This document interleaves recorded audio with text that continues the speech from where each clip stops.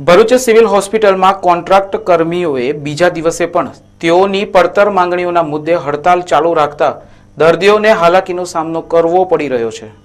Bharuch civil હોસ્પિટલમાં સફાઈ કામદારોની નિમણૂક ડીજી નાકરાણીના કોન્ટ્રાક્ટર હેઠળ કરવામાં આવી છે। છેલ્લા 2-3 માસથી અનિયમિતપણે મળતા પગાર તેમજ ઈપીએફ તથા ઈએસઆઈ ઉપરાંત ટેક્સની કપાત કરી તે અંગે સ્લીપ પણ આપવામાં આવતી ન હોવાના આક્ષેપ સાથે 30થી વધુ કોન્ટ્રાક્ટ સફાઈ કર્મીઓએ હડતાલનું શસ્ત્ર ઉગામ્યું હતું।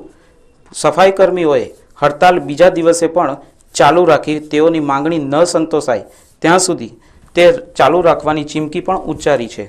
સફાઈ કર્મચારીઓની હડતાલના બીજા દિવસે સિવિલ હોસ્પિટલના ટોયલેટ સહિત અન્યત્ર સ્વચ્છતાનો પ્રથમ પ્રશ્ન ઉપસ્થિત થઈ રહ્યો હોવાની સારવાર માટે દાખલ થયેલ દર્દીઓ તેમજ તેઓના સ્વજનોને ભારે હાલાકીનો સામનો કરવો પડી રહ્યો હોવાની ફરિયાદ તેઓ કરી રહ્યા હતા।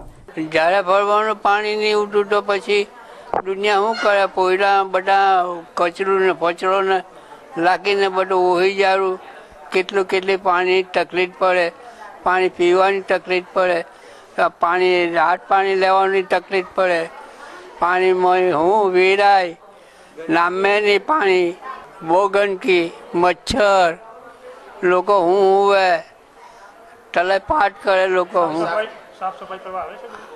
કઈ આવે નહીં, સાફ સફાઈ કોઈ કરવા આવતું નથી। આ સંડાસ જે તો પાણી નહીં, કશું નહીં, કેટલે સંડાસ જવાનું, ઉતરાયની ચલાની સુવાસની બીમાર છે, આટલું ડગું નહીં ભરાતું, કેટલે જવાનું? આ કોઈ જીવ હોય તો પાણી નીચેથી લાવીએ ત્યારે બેસીએ।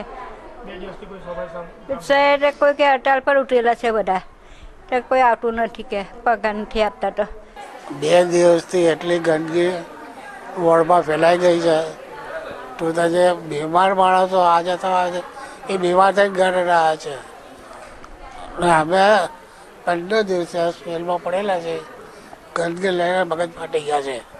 સિવિલ સત્તાધીશો દ્વારા સફાઈ કર્મીઓની હડતાલ અંગે ઉચ્ચ સ્તરે રજૂઆત કરવામાં આવી હોવા છતાં હજુ સુધી કોઈ નિર્ણય લેવાયો ન હોવાથી હડતાલના બીજા દિવસે સ્થિતિ બગડી રહી હોવાનું જાણવા મળી રહ્યું છે। 2 દિવસથી હડતાલ ઉપર ગયેલ છે અને આજે બીજો દિવસ છે અને આ પગાર બાબતમાં એ લોકો હડતાલ ઉપર ગયેલા છે।